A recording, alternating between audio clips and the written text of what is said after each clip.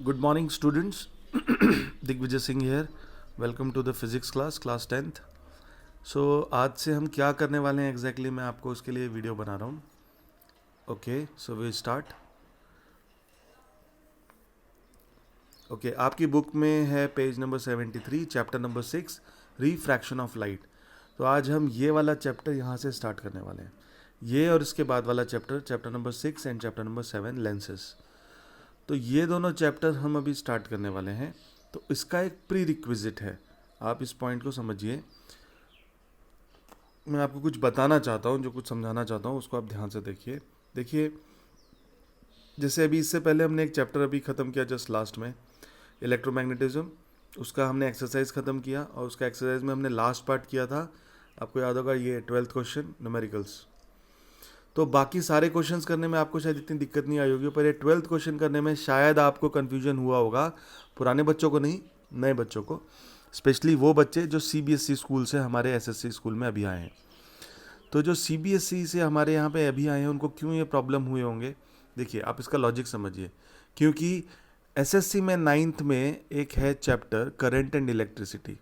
ये बच्चे हमारे 9th के पढ़ चुके हैं, ये SSC के. तो उसमें वो सारे फॉर्मूले थे जो आपने यहाँ पे यूज़ होते हुए देखे. P is equal to VI, P is equal to I²R, P is equal to V²/R, ठीक है. या फिर एक फॉर्मूला हमने यूज़ नहीं किया, V is equal to IR, of course Ohm's law काफ़ी बार यूज़ हुआ.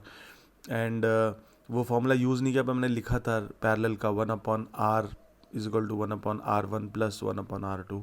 तो ऐसे कुछ चीज़ें थी जो आपको समझ में शायद नहीं आई होंगी. उसका कारण ये है क्योंकि CBSE के हिसाब से आपको ये चैप्टर 10th में है. जो SSC में चैप्टर 9th में था करंट एंड इलेक्ट्रिसिटी, वो आपको 10th में ही है. आपको 10th में पहले करंट एंड इलेक्ट्रिसिटी है, उसके बाद सेकंड चैप्टर है ये इलेक्ट्रोमैग्नेटिज्म जो आपने पढ़ा.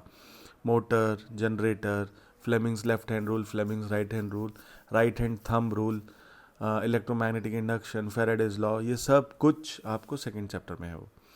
तो क्योंकि वो SSC में अब कैसा डिवाइड हो गया, 9th एंड 10th. एक सेक्शन वो लोग 9th में कवर कर देते हैं, एक सेक्शन 10th में. पर CBSE में वो दोनों ही चैप्टर्स आपको 10th में हैं.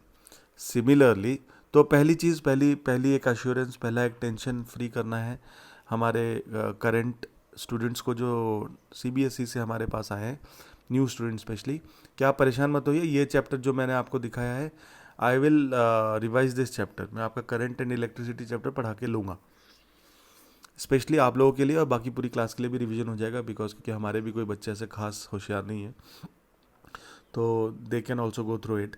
सिमिलरली, ये इतना मैंने क्यों आज बड़बड़ किया, सिमिलरली ये जो अभी दो चैप्टर्स मैंने आपको बताया, chapter number 6 and 7, refraction of light and lenses, यहाँ से पेज नंबर 73 से जो चैप्टर स्टार्ट होता है, यहाँ से लेके आगे तक जो भी पेज नंबर आई थिंक 80 पे आपका 7th चैप्टर है लेंसेज. और करेक्ट, पेज नंबर 80 पे लेंसेज है और वो 10 पेजेस तक वो जाता है. तो ये दो जो चैप्टर हैं 6 and 7, lenses and refraction of light, इन दोनों का प्री रिक्विजिट क्या है, अगेन दैट सेम फंडा. देखिए CBSE में 10th में ही दो चैप्टर्स हैं, लाइट 1, लाइट 2. तो लाइट 1 में वो रिफ्लेक्शन रिफ्रैक्शन दोनों को समझा के, मिरर और लेंसेज दोनों को समझा के, देन लाइट 2 में पूरा थ्योरी है. पर उसी का वर्जन 9th SSC में कैसा किया है, SSC बोर्ड में कैसा किया है, 9th में एक चैप्टर ऑलरेडी हो चुका है इनका, mirror, spherical mirrors, concave mirror, convex mirror हो चुका है. यहाँ पे अभी दूसरा चैप्टर स्टार्ट हो रहा है, रिफ्रैक्शन लेंसेज. तो यहाँ से ये सेकंड चैप्टर रिफ्रैक्शन और लेंसेज को समझा रहे हैं. तो वही सेम चीज़ है इसके लिए. पर ये चैप्टर कैसा इंपॉर्टेंट है, क्योंकि देखिए फर्स्ट चैप्टर में जो करंट इलेक्ट्रिसिटी के सिर्फ न्यूमेरिकल्स कनेक्टेड थे, इसके लिए मैंने उसको स्किप किया. और बोर्ड में एग्ज़ाम में भी हम लोग इतने साल से एक्सपीरियंस से पढ़ा रहे हैं, तो आपको उस चैप्टर से रिलेटेड बहुत कम न्यूमेरिकल्स आते हैं.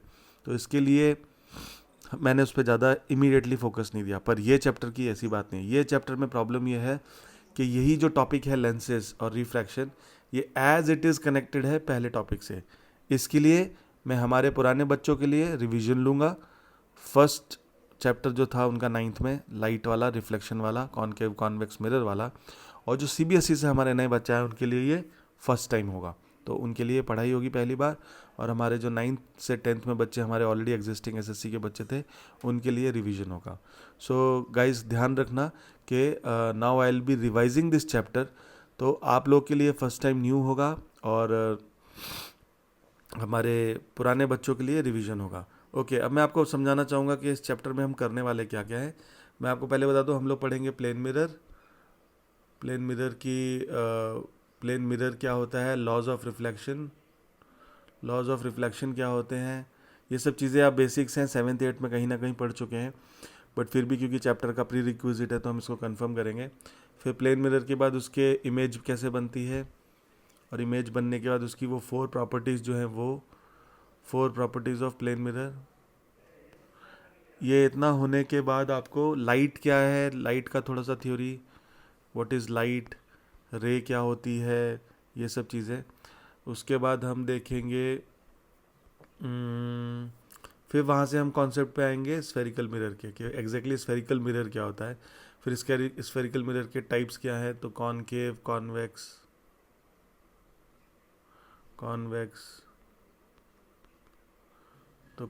कॉनकेव, ठीक है।